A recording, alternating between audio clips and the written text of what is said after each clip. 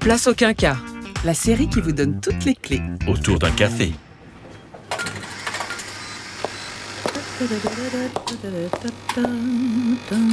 Ah, Fabio, salut! Te voilà de retour parmi nous?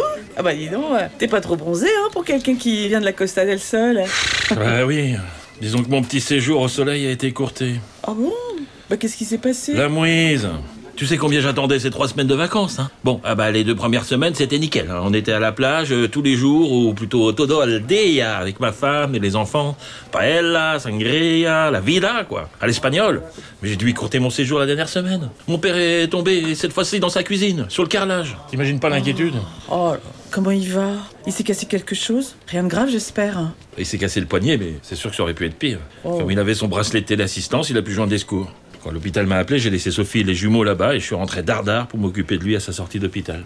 Oh là, c'est un sacré coup dur. Bah oui, plutôt, oui. Parce que bon, au-delà de nos vacances raccourcies, c'est surtout l'état de santé de mon père, moi, qui m'inquiète sérieusement, là. Bah ouais, je comprends, c'est la 2e chute en quelques mois.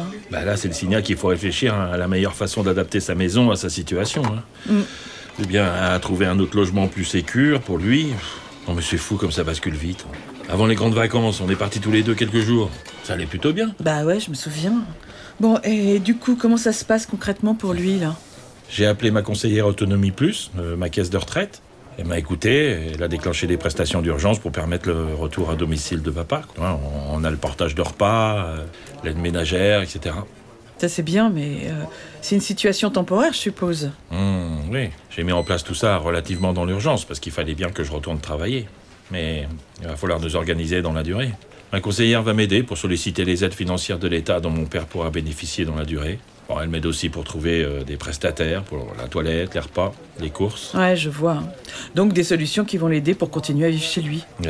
Mais tu m'avais pas dit avant les vacances que tu voulais commencer à parler avec ton père d'autres solutions si son état s'aggravait, style un déménagement? Vous avez pu en parler? Oui, on en a un peu parlé, quoi. Au moment de la décision du bracelet là, de téléassistance. Et puis pendant notre séjour en Normandie. Et il n'est pas fermé à l'idée de déménager et habiter un lieu plus adapté à son âge et à sa perte d'autonomie qui commence. Il se rend compte que ça devient compliqué pour lui de vivre dans sa grande maison biscornue, qu'il est de plus en plus isolé et qu'il est loin de nous. C'est vrai, sa maison devient dangereuse pour une personne qui a du mal à se déplacer. Faudrait faire des gros travaux et ça résoudra pas tous les problèmes. Mais justement, qu'est-ce qu'il en penserait de déménager et d'habiter plus près de chez toi et de voir ses petits-fils plus souvent? Ah ça, il est pas contre. Mais il faut que j'en reparle avec lui, quoi, et qu'on regarde ce que ça coûte.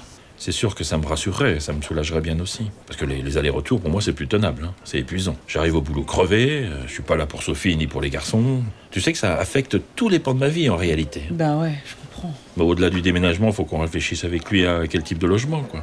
Tu vois, un appartement en solo, tiens, une famille d'accueil, ou une résidence spécialisée.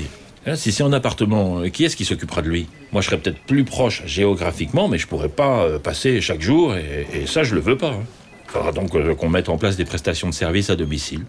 Et si c'est dans une famille d'accueil, moi, je risque de le culpabiliser. Ah oui. Tu vois, genre, est-ce que je suis un bon fils, tu vois?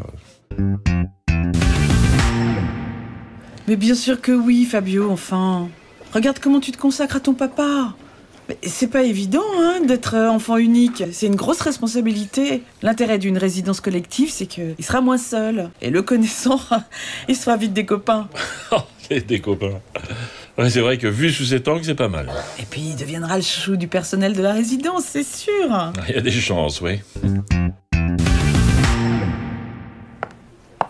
Salut la compagnie, vous allez bien? Fabio, t'as mauvaise mine. Tu rentres pas de tes vacances en Espagne? Mais j'ai dû partir plus tôt, mon père a encore chuté. Cette fois, c'est le poignet. Aïe, mince. Je suis désolée. Pour ton père, bien sûr, et pour toi. S'en sort comment? Aujourd'hui, pas trop mal. Je lui ai pris une aide à domicile pour quelque temps. Ah. Mais j'en discutais à l'instant avec Viviane. Je réfléchis à le faire déménager, tu vois, pour le rapprocher de nous. Puis je me pose la question des différentes solutions de logement possibles. J'hésite vraiment. En tout cas, j'écarte pour le moment la maison de retraite et encore plus l'EHPAD. Ouais, je comprends. On avait eu ce cas de figure à l'époque avec le père de Yacine. Ah bon? Prends un peu de temps pour réfléchir. Ce sont des décisions difficiles.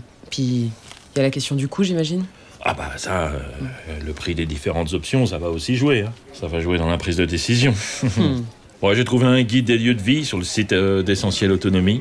J'hésite entre une famille d'accueil ou une résidence autonomie. Ok. L'intérêt de ces résidences, c'est qu'ils bénéficieraient d'un appart seul, tu vois, mais avec des services collectifs.